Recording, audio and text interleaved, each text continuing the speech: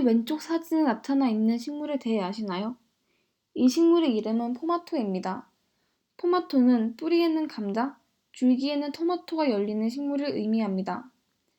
원래 따로따로 재배했던 두 식물인 토마토와 감자를 함께 재배하면서 포마토의 개발은 농업의 효율성을 높일 수 있었습니다.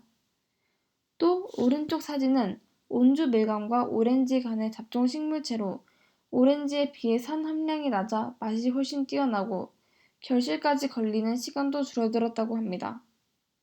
이 두 식물체의 공통점이 무엇일까요? 바로 둘 다 세포융합을 통해 생성되었다는 것입니다. 그럼 세포융합이란 무엇일까요?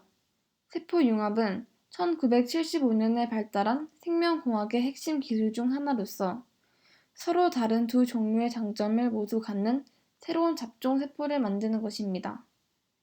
이때 여러 개의 세포가 융합하여 하나의 세포막에 둘러싸이게 되며 세포질이 서로 뒤섞인 상태에 있다고 합니다.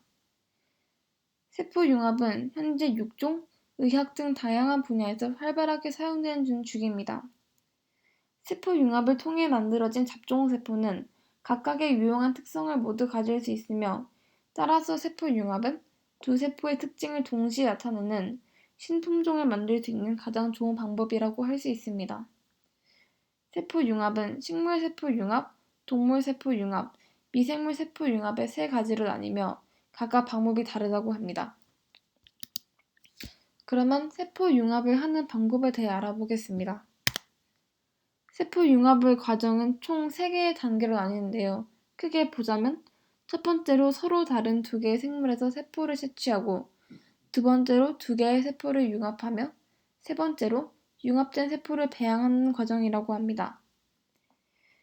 두 개의 세포를 융합하는 과정에서 두 생물체의 세포를 덮고 있는 단단한 세포막 혹은 세포벽을 어떤 종류의 효소나 바이러스로 파괴하고 여기에 폴리에틸렌 글리콜 등 융합체를 가하면 융합세포가 된다고 합니다. 근데 이때 식물의 경우에는 식물세포는 세포벽 때문에 잘 융합되지 않으므로 셀룰레이스를 사용하여 세포벽을 제거하고 두 원형 질체를 융합한 후 배지로 옮겨 배양하여 잡종 식물체를 얻는다고 합니다. 아래에 나와 있는 그림은 앞서 소개했던 포마토라는 식물체의 세포 융합 과정입니다. 토마토의 식물세포를 채취한 뒤 식물세포에서 세포벽을 제거하고 감자의 식물세포에서 세포벽을 제거한 뒤 두 세포를 융합하고 융합된 세포를 배양하면 포마토라는 식물체를 얻을 수가 있습니다.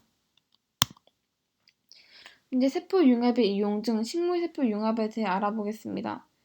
이제 이 식물세포융합은 포마토, 무추 등의 제작과 같은 식물의 품종 개량에 주로 이용됩니다. 이제 식물의 품종을 개량하여 포마토, 부추, 고가, 오레타치 등과 같은 새로운 작물을 만들 수 있습니다. 또한 질병에 강한 식물과 추위에 강한 식물을 융합하여 병충해와 냉해에 강한 식물을 만들 수도 있다고 합니다.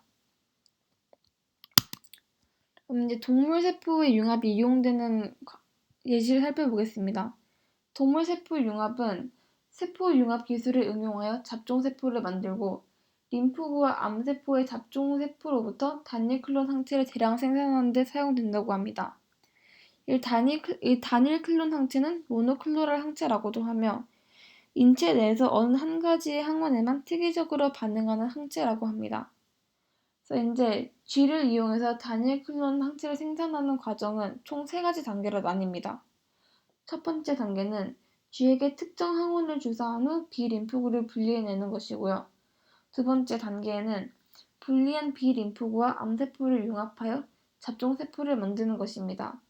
이 과정에서 여러 종류의 잡종세포, 융합되지 않은 림프구와 암세포가 생겨난다고 합니다. 마지막 3단계는 B림프구와 암세포가 융합된 잡종세포만 선별해주는 배지를 이용하여 한 종류의 항체만 생산해내는 잡종세포를 얻는 것입니다. 그럼 단일 클론 항체에 대해 조금 더 알아볼 텐데요. 단일 클론 항체는 앞서 말했듯이 인체 내에서 어느 한 가지 항원에만 특이적으로 반응하는 항체입니다.